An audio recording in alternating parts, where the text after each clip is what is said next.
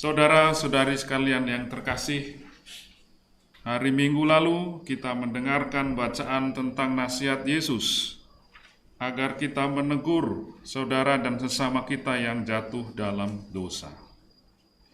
Hari ini, di mana bacaan Injil diambil dari lanjutan cerita atau kisah dalam Injil Matius yang kita dengarkan minggu lalu, kita mendengar sekarang ajaran tentang saling mengampuni kesalahan satu sama lain. Bukan hanya 7 kali, melainkan 70 kali 7 kali.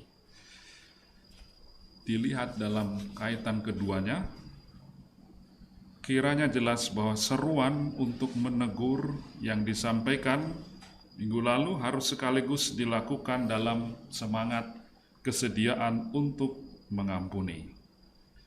Menegur yang dimaksud kiranya bukan dalam rangka mencela sebagai hakim yang arogan dan kejam. Bukan pula untuk menyingkirkan dan mengucilkan mereka yang bersalah. Menarik juga kalau sempat membaca Injil-Injil kisah sebelumnya.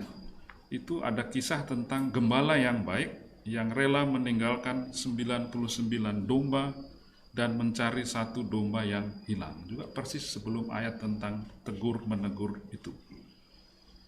Karena itu juga menegur harus dilakukan dalam semangat mencari dan menemukan domba yang hilang. Bacaan-bacaan hari ini melanjutkan nasihat-nasihat tentang memulihkan persaudaraan. Cocok dengan tema kita membangun komunio. Bacaan pertama mengingatkan pada kita akan satu penghalang besar sekali bagi segala upaya memulihkan persaudaraan dan membangun komunio itu. Kita mengalami tentu saja tidak terhindarkan. Akan ada saja kesalahan, dosa, kekeliruan dalam keluarga, KBG, dalam kelompok-kelompok kita. Wajar juga bila ada rasa kecewa, prihatin, saling menegur satu sama lain. Tapi bacaan pertama hari ini mengingatkan kita pada sesuatu yang betul-betul tidak boleh dipelihara, sebuah bahaya besar yang sungguh-sungguh harus disingkirkan, yaitu dendam kesumat. Dari kitab Putra Sirah tadi dikatakan demikian. Dendam kesumat sangat mengerikan. Orang berdosalah yang dikuasainya. Barang siapa membalas dendam akan dibalas oleh Tuhan. Kecewa, menegur, prihatin, masih boleh rupanya. Tapi yang merusak betul persaudaraan adalah dendam, kesumat yang disimpan-simpan. Bagaimana gerangan orang dapat memohon penyembuhan pada Tuhan jika ia menyimpan amarah kepada sesama? Meskipun ia hanya daging belaka, namun ia menaruh dendam kesumat. Siapa gerangan akan memulihkan dosa-dosanya? Nah, ini berbahaya untuk keutuhan hidup bersama, berkeluarga, ber-KBG, berkomunitas kalau ada dendam. Dia membuat komunitas berbau busuk. Ada legenda tentang Santo Fransiskus dari Assisi tentang hal ini. Biara yang dikepung setan. Mula-mula nggak berhasil masuk, tapi lama-lama berhasil karena ada ini. Seperti keuskupan kita lah ya, dikepung setan. Ceritanya begini. Selagi berdoa di biara Porciuncula, itu biara asal dari Ordo Fransiskan, berkat wahyu ilahi, Santo Fransiskus melihat seluruh biara dikerumuni oleh setan, bagaikan sepasukan bala tentara yang besar. Ya. Jadi kompleks keuskupan ini dikelilingi oleh setan-setan. Tetapi tidak satu pun setan-setan itu dapat menerobos masuk karena saudara-saudara di situ kudus. Nah, juga di sini ya. Setan-setan itu sudah selalu mau masuk kompleks keuskupan, tidak berhasil ya. Pagi mau masuk, semua sudah berdoa, gimana lagi ya? Takutlah setan-setan itu ya. Romo-romonya. Malam mau masuk, doa lagi di pendopo sana ya. Jadi takut lagi setan-setan itu tidak berhasil menerobos. Mereka, saudara-saudara itu dikatakan bertahan sampai salah seorang kena marah dari saudara lainnya. Nah ini, kapan setan akhirnya berhasil menerobos? Belum berhasil. Dia yang kena marah itu mencari cara bagaimana dapat mengajukan tuduhan dan membalas dendam. Sementara pikiran buruk itu memenuhi kepalanya, salah satu setan menemukan jalan terbuka. Ia memasuki biara dan menunggangi leher saudara itu. Itu pesan kisah ini. Setan menemukan jalan masuk. Waktu ada yang marah, mungkin karena nyanyinya kurang bagus atau apa, belum masuk setannya. Tapi setan masuk ketika yang marah itu dendam. Sementara pikiran buruk itu memenuhi kepalanya, setan masuk dan menunggangi leher. Nah, salah satu romo di dalam keuskupan ini, atau karyawan juga ya. Bagaimana mengusir setan itu? Tidak sulit juga ya, nggak usah panggil dukun-dukun. Kita juga bisa. Gembala waspada yang selalu menjaga kawanannya itu melihat bahwa serigala telah masuk untuk menelan dombanya. Ia segera memanggil saudara itu yang dendam tadi itu. Diperintahkannya segera mengakukan kebencian beracun terhadap sesamanya yang telah membuat ia jatuh ke dalam tangan musuh itu.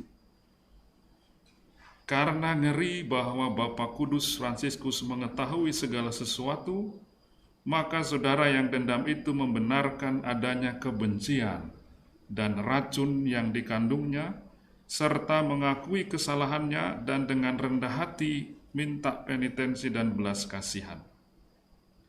Begitu saudara itu diampuni dosanya dan menerima penitensi, setan itu lari di hadapan Fransiskus, meninggalkan keuskupan biara waktu itu.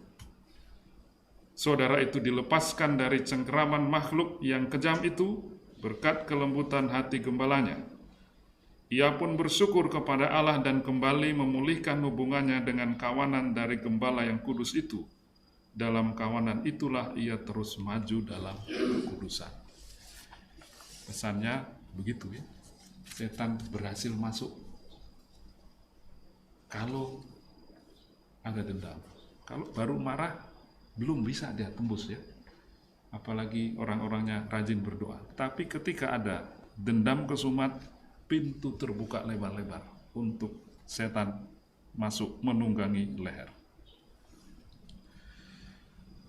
Bacaan Injil menyajikan kisah yang tidak kurang menarik. Bagus sekali, meskipun aneh juga ya, dan misterius. Secara sepintas kita akan juga heran seharusnya. Bagaimana mungkin bisa terjadi?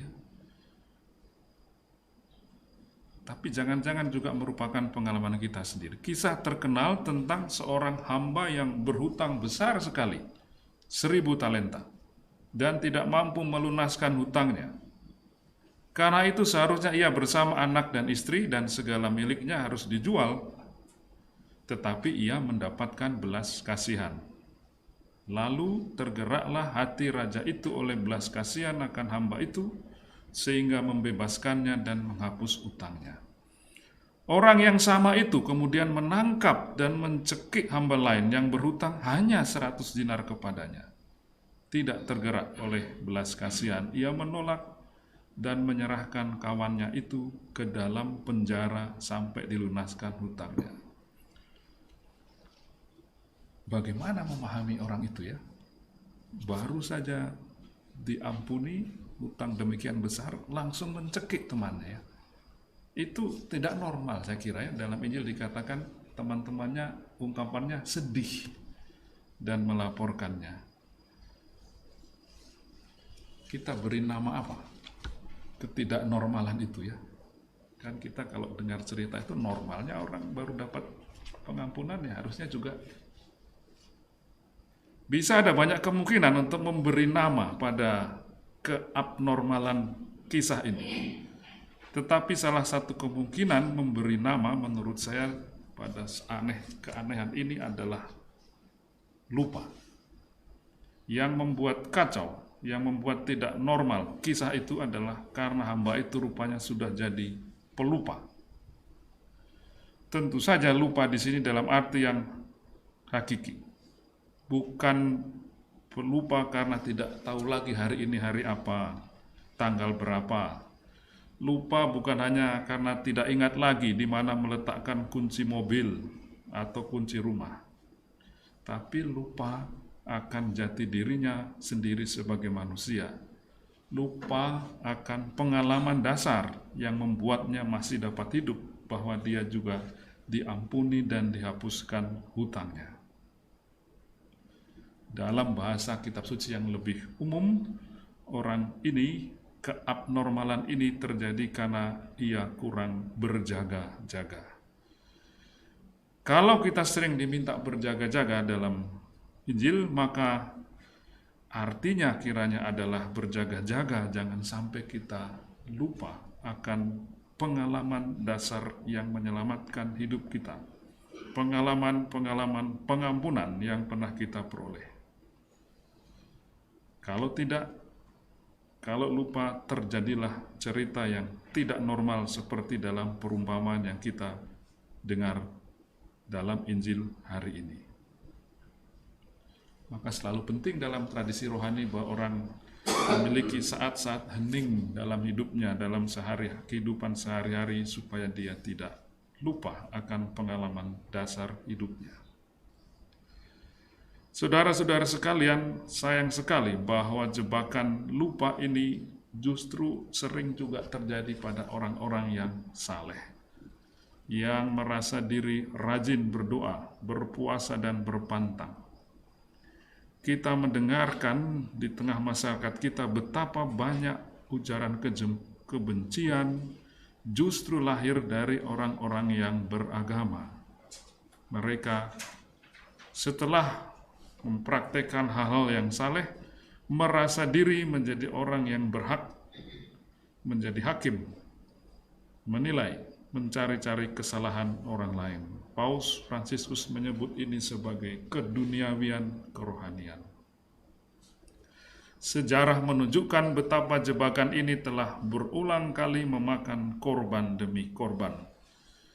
Karena kurang waspada, orang-orang saleh tekun berpuasa, berpantang, justru menjadi orang yang hobinya menghakimi. Senang kalau menemukan kesalahan orang lain dan merasa menemukan jati dirinya di situ. Marilah kita mewaspadai jebakan ini. Marilah mewaspadai agar godaan itu tidak tiba-tiba menyelinap dalam diri kita.